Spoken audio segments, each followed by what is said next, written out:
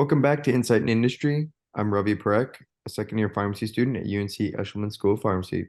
Today, we're honored to have Kristina Paramore, PharmD, MPH, a Global Health, Drug Safety, and Pharmacovigilance Fellow at GSK in partnership with UNC DPET Post-Doctoral Fellowship Program.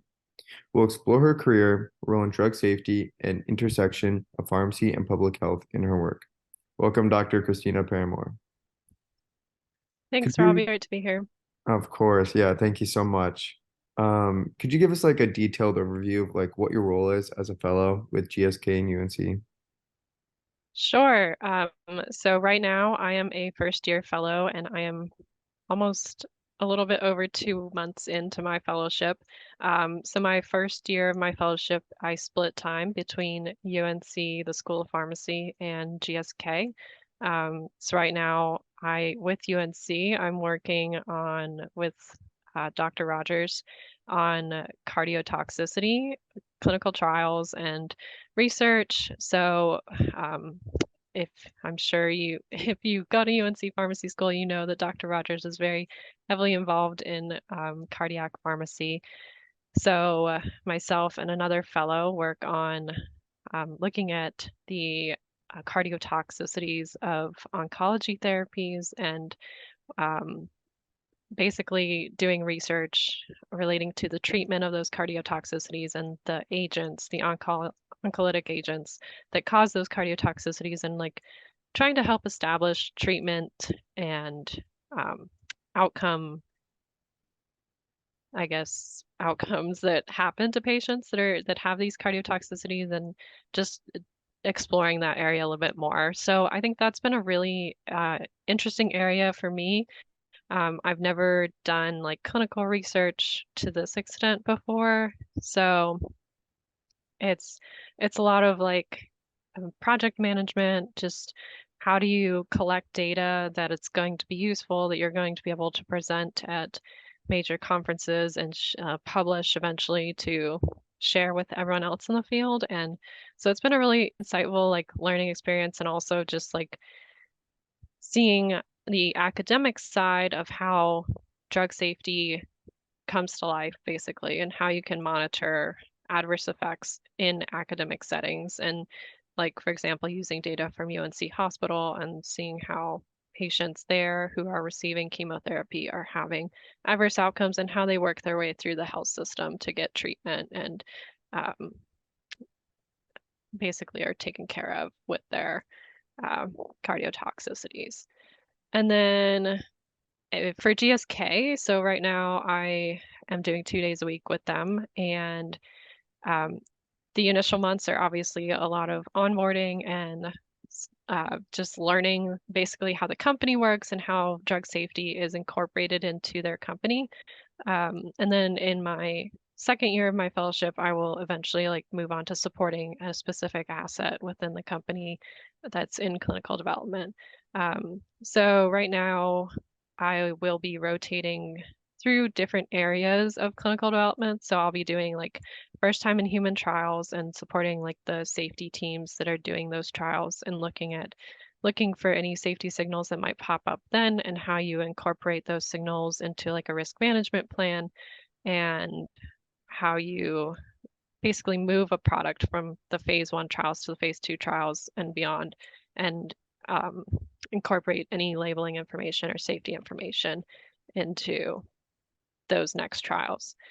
And then once I do the first time in human trials, I'll be looking at phase 2 and phase 3 trials. And then also GSK also has a vaccine department. So I'll be rotating through vaccines and looking at the differences in vaccines versus like pharma development, and how your safety, I guess, your tolerance for safety differs based on, if you're administering a vaccine into a healthy person versus if you're giving a drug to someone who is sick.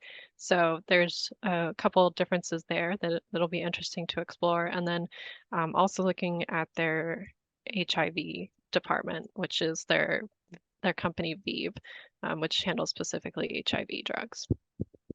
Oh, that's really cool. And Dr. Rogers is great. I mean, She's been a great mentor for me, even when I was considering clinical pharmacy as a career. I shadow with her, and she's a great mentor to have. And that's really cool that at GSK they allow you to kind of navigate through different departments and different functional areas to look at different disease states or ways to deliver drug and all those adverse effects, and kind of going off of that. And I think you alluded to it, but just for our viewers' sake, defining what pharmacovigilance is and kind of how you utilize the data given to you from like UNC Health and the data you're collecting with cardiotoxicity with Dr. Rogers, and how that all comes to play and what you do with that data that you accumulate with.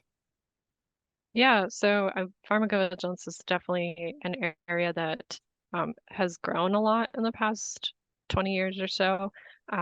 So it basically involves all aspects of clinical trials and post-marketing, where, if you're looking, you want to make sure that you have a benefit risk profile for a product. So, and you have a good understanding of that. So if you're, giving a drug to someone for the first time, you look at what happened to animals, what happened in animal studies, and what we can take from those animal studies, any safety signals that popped up in those animal studies, and what we could expect in humans. And then once you have data from a phase 1 trial, you then want to scale that up to a phase 2 or phase 3 trial where you're looking at what are the safety signals you could expect in populations and patients that have the actual disease. And so that's kind of where the pharmacovigilance and safety teams come into play, where they're basically developing these guidelines for how to monitor for safety signals with a specific product and how to manage those signals if they do come up. Like, will the product require a REMS program? Will it require a post-marketing study? And those are all things that the safety team is going to be looking at. And if, for example, a signal does come up in the course of a trial, is this cause for stopping the trial? Is it cause for altering the protocol? Things of that nature are things that the safety team will address over the course of the trial. And then once a product goes to market, obviously there might be adverse effects that are only seen when a population gets so big. So if you are in a clinical trial, you might have maybe 300 people that have taken the drug total. Once you bring it to market, you're going to have a lot more people taking the drug, and you might actually get safety signals that you didn't see in clinical trials. So it's important to just look at and continue to monitor the safety profile of a drug after it reaches the market, especially within the first year or two, when it is reaching a lot more people. And so the pharmacovigilance team will also look at the post-marketing space as well.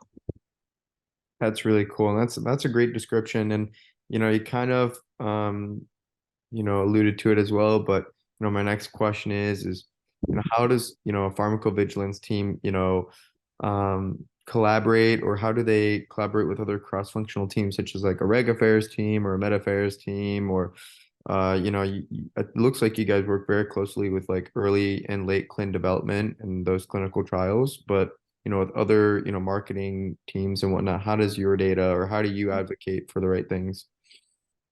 Yeah, and so I think with pharmacovigilance, it's, you are collaborating with a lot of different teams. I think it's a great space for pharmacists because you can really kind of bring your knowledge about drugs and their adverse reactions, as well as the disease state knowledge you get in pharmacy school, and then the knowledge you have of like drug-drug interactions and things of that nature. And if a signal does pop up, you might say, well, this happens in this disease state, or no, this doesn't happen in this disease state. Um, it's probably related to the drug. So I think that's like something that pharmacists are really able to contribute to drug safety. And with that being said, uh, usually you're working with a team, so you're not like the only one making these decisions, but you're working with a team which might have other pharmacists, which might have a safety physician on it as well. And so you're working with a team who's kind of, especially in first in human trials, you're contributing to the design of trials, like how you're going to monitor. So you're working with the clinical development, you're working with the PK/PD team to kind of expect like what dose response and what would be a tolerable dose before you start seeing safety events. And then as it moves through the trial stages, you might begin working with the regulatory and preparing, for submissions and developing the label. So you're going to be basically writing the warnings and precautions, the adverse events section, and kind of going back and forth with the labeling team and the regulatory team as to how you might want to present those and like what do other products in the space, like, is there a class warning that you need to add to the label, even if it wasn't seen in your product? Things of that nature. Those are things that you'll be consulted on as a PV person. And then once you do get approval, as far as working with like commercial and marketing, so at least in the United States, any commercial or marketing materials have to have a balance between efficacy and safety. So a lot of times the safety team will be consulted to kind of review any safety information that's presented in the commercials or materials that are distributed to healthcare providers and patients to make sure that you are accurately displaying the safety information and that you're accurately presenting it with the efficacy information. So it's a lot of, definitely a lot of cross collaboration with the other teams. And it's something that you really get a better understanding of what everyone's kind of function is. And I really enjoy just like seeing how everyone really works together and like collaborates, and everyone has like a role that they really do a great jobs on and are able to contribute to the success of like launching products. Yeah, and that's truly awesome. And that's something I really didn't know is, when I got the baseline description of pharmacovigilance, I just assumed like, you're kind of sifting through that data, you're looking at adverse effects, you're kind of, figuring out what is and what isn't. But there seems to be a lot more consultation, education with other teams to make sure everyone's on the same page. Seems like you guys do a lot of work, especially like you talked about with marketing and even with early clin dev and the PK team. So it seems like there's a lot of crossover. You guys are able to really, have an impact on, what this drug is marketed and made to be for, which I think is really cool. And that's, you guys are boots on the ground, doing all the hard work for that. And that's awesome. And I kind of want to, rewind back and Yeah. talk more about what got you interested in industry and why pharmacovigilance. Because, as myself, I'm an industry student, but there's so many like specialties and I don't know how to navigate that. Yeah. So I guess I took kind of a more non-traditional pathway to get to pharmacy school. So, like you mentioned in your intro, I do have an MPH, and when I was getting that, I was focusing in epidemiology. So I worked kind of as an epidemiologist for a CRO out in Denver, and we did like case processing and case reporting on poison center cases that were coming into the poison center that I worked at.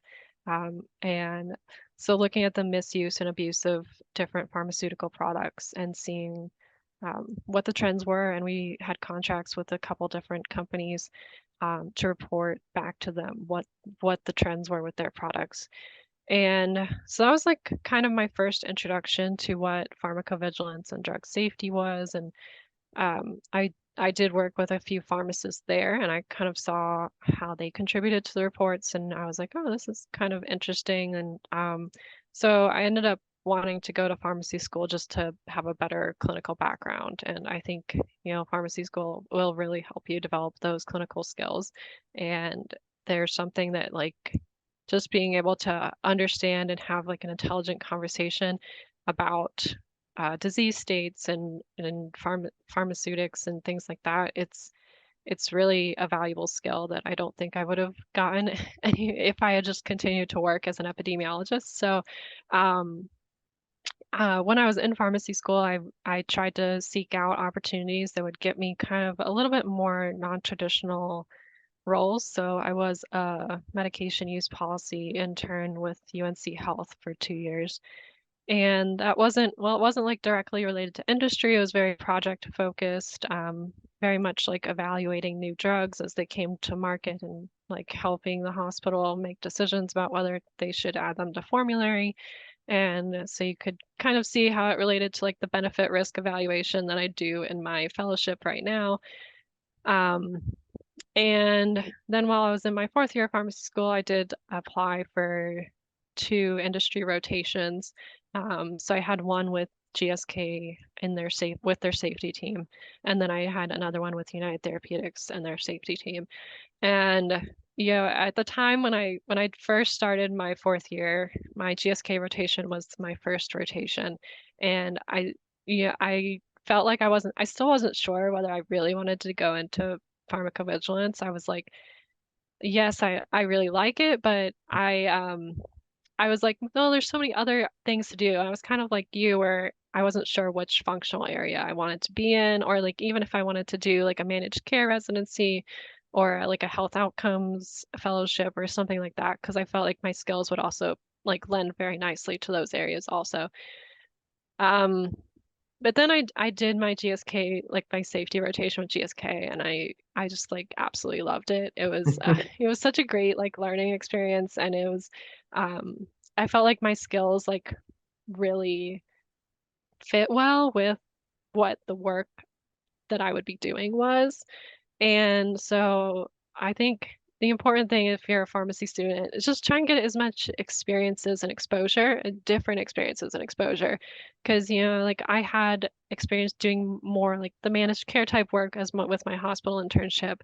And then I had the industry experiences. And while I enjoyed doing the hospital work, I I felt like I was much happier doing the industry work. So I think it's just like a matter of find what really like gives you that spark and that energy to basically go to work every day and kind of just enjoy what you're doing. Because, graduating from UNC or any pharmacy school, you'll have so many opportunities to kind of go into um, different pathways in your career. And I think it's important to go ahead and explore what's available to you while you're a student, just so you know where you'll fit in best. No, I totally agree with you. And, I'm kind of in that same boat where it's like, wow, there's so much and I'm being exposed so quickly. And it's kind of overwhelming at the same time, but it's like, you could really create your own role in an industry, or you could find some kind of specialty that fits your skills, skill set. And it seems like you found that for you. And, obviously with your background, with your MPH and epidemiology, that helps a lot. And I think that's awesome. And I kind of want to cater now more of the rest of this to, that fellowship process and kind of how you applied. Hmm. You know, Yeah. a lot of students commonly bring up like AHSP, like mid-year, like you have to go to mid-year, you have to apply there. But it seems like post-COVID, it's a bit more privatized in the way that you just kind of apply online and, you don't really you don't depend on mid-year for that. So, yeah. Yeah. Yeah. So, and I agree. I think when I applied, I did not go to mid-year. Um, I know some of my classmates did, and I think the process is it's it's early, at least it was for my year, and I think they're making an effort to kind of push it back a couple weeks at least.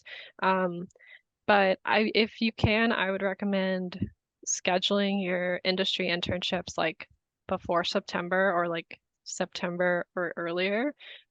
So like for example, I had GSK in May, but then I didn't have my second industry rotation until November, and I felt Mhm. like by the time November came around, I was kind of already on my final stage interviews. So I'd already like done like a pre-interview with that company, or like two or three pre-interviews with that company by the time I got to rotation. So it was a little bit like a little bit more high pressure situation where like Yeah. I knew I was like being interviewed while I was on rotation. And so if you try to schedule them earlier in your fourth year, just so you can like get the full experience, network with the people you want to network with, and that way you have like more to talk about in your actual interviews. Um, and then let's see, I think I started applying in August or September, where like my first applications started coming in, and I submitted them. Started getting first round interviews probably like the end of September, and throughout October I was doing like first and second round interviews, and then um, the final interviews were kind of like more mid to late November. Um, and I think, like I said, they might be pushing them back this year, but UNC is part of a kind of consortium of fellowship programs that will wait until like a certain date to release results. That way, like you don't have an offer from one program and you're like, well, I still have to do my final interview for another program, and it's not until like December 12th. So I don't remember what the date is this year, but I think like for my year it was December 7th. So I, would I found out for a few programs on December 7th what my result was. Kind of like a residency match system would work. And that I think is a really good way to know. And so obviously with that early date, mid-year is like right before that. Yeah. And so I do know that like a lot of other programs, like I think MCPHS goes to mid-year, and like a few other fellowship programs go to mid-year.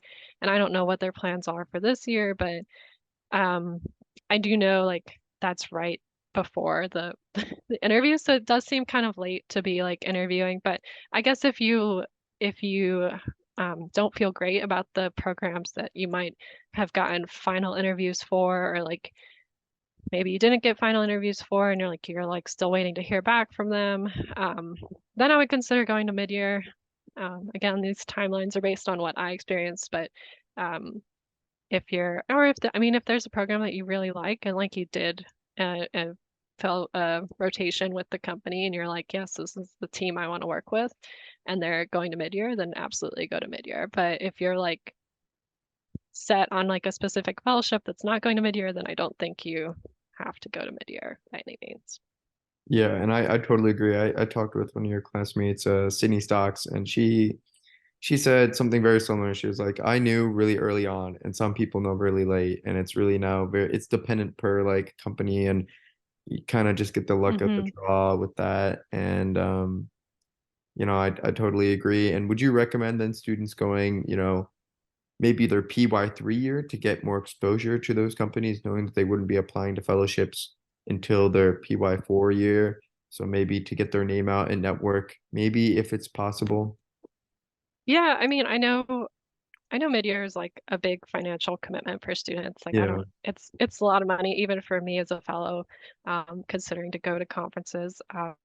So if that's something that you feel like would help you, then absolutely go for it. I think like IPHO does pretty good job with their annual meetings. So maybe it might be a better and easier opportunity to network with the fellowship teams there.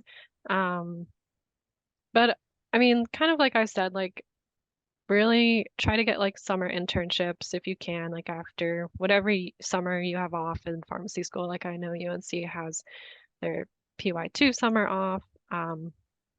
So try to do that. And then rotations your fourth year is like you're really networking. And for example, like I don't think I would have gotten this fellowship if I hadn't had a rotation with GSK. Like I think Yeah.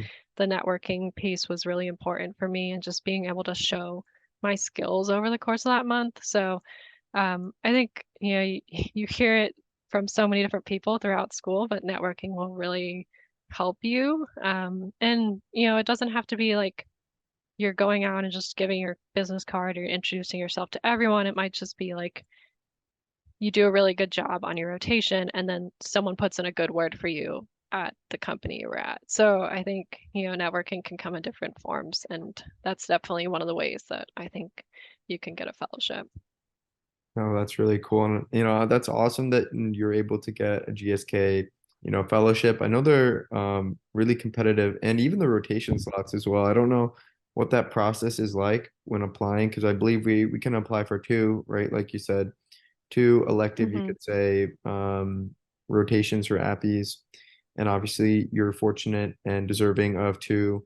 industry ones, and I kind of wanted to pick your brain on how you apply for those and if there were any other ones or that UNC offered as well. Yeah, so I think at the beginning of your fourth year, or at least, that's how it was for us.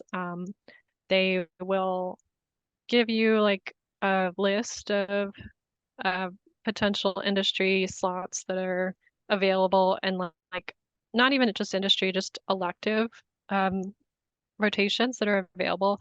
And this is UNC specific. Like I have like one of my co-fellows is from a different school, and like she was like, yeah, they didn't give us anything. Like you had to reach out to the company yourself and kind of apply and figure out what the timeline was. So this is very UNC specific, but you'll get like a list and like who to contact and who to submit an application to. And usually it's like you'll just submit a CV and a letter of intent that asks like what your interest is in medical affairs or regulatory or Yeah. pharmacovigilance, and why you're interested in pursuing it.